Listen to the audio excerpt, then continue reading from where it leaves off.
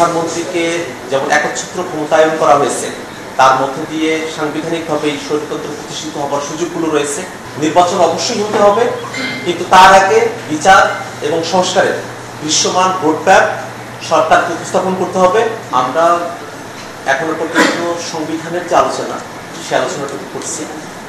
এখনো পর্যন্ত বিচার বিভাগ, নির্বাচন কমিশন, জনপ্রশাসন এবং পুলিশ সংস্কার কমিশনের মতো বিষয়গুলোতে যে আলাপগুলো, দুদক সহ এই বিষয়গুলোতে আমরা এখনো আলাপ শুরু করতে পারিনি।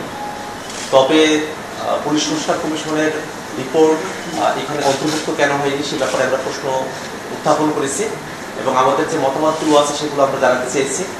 একই সাথে আমরা যেমনটা মনে করি যে বাংলাদেশে বর্তমানে যে সংবিধান রয়েছে, এই সংবিধানের মধ্যে দিয়ে একটি গণতান্ত্রিক পরিবেশ নিশ্চিত করা সম্ভবপর নয়। যমুনা ইলেকট্রনিক্স ঈদে ডাবল খুশি অফার সিজন 3, যে কোনো পণ্য কিনলেই পাচ্ছেন নিশ্চিত ঈদ উপহার। প্রধানমন্ত্রীকে যেমন একচ্ছত্র ক্ষমতায়ন করা হয়েছে, তার মধ্য দিয়ে সাংবিধানিকভাবে এই স্বৈরতন্ত্র প্রতিষ্ঠিত হবার সুযোগগুলো রয়েছে। আমরা ক্ষমতার ভারসাম্যের কথা বলছি এবং বাংলাদেশের যে বর্তমান সংবিধান আছে, সেই সংবিধানের মৌলিক সংস্কারের কথা আমরা বলছি। সেই প্রেক্ষাপটে কিভাবে নতুন করে একটি সংবিধান পুনর্লেখন করা যায়, রিরাইট করা যায়, গণপরিষদ নির্বাচনের যে বাস্তবতা, সেই ব্যাপারগুলো নিয়ে আমরা কথা বলছি। সংবিধানের মধ্যে ইতিমধ্যে আমরা যে বিষয়গুলো নিয়ে কথা বলেছি, নাগরিকদের যে মৌলিক অধিকার সেটা যেন নিরঙ্কুশ হয় এবং আমাদের ক্ষমতার হস্তান্তরের প্রক্রিয়া যেন শান্তিপূর্ণ হয়।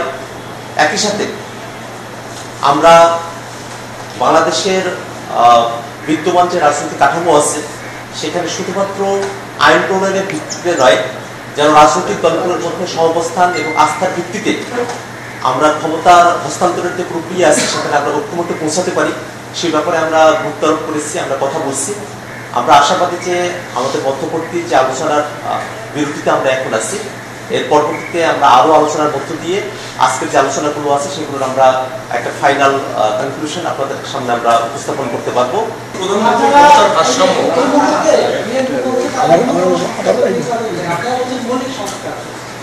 আমরা জাতীয় নাগরিক পার্টি এনসিপি মনে করি যে অন্তর্বর্তীকালীন সরকার যে এজেন্ডা নিয়ে, যে ম্যান্ডেট নিয়ে ক্ষমতায় এসেছে, বিচার এবং সংস্কার তার দৃশ্যমানতা নিশ্চিত করার মধ্য দিয়ে নির্বাচনের দিকে অগ্রসর হওয়া প্রয়োজন।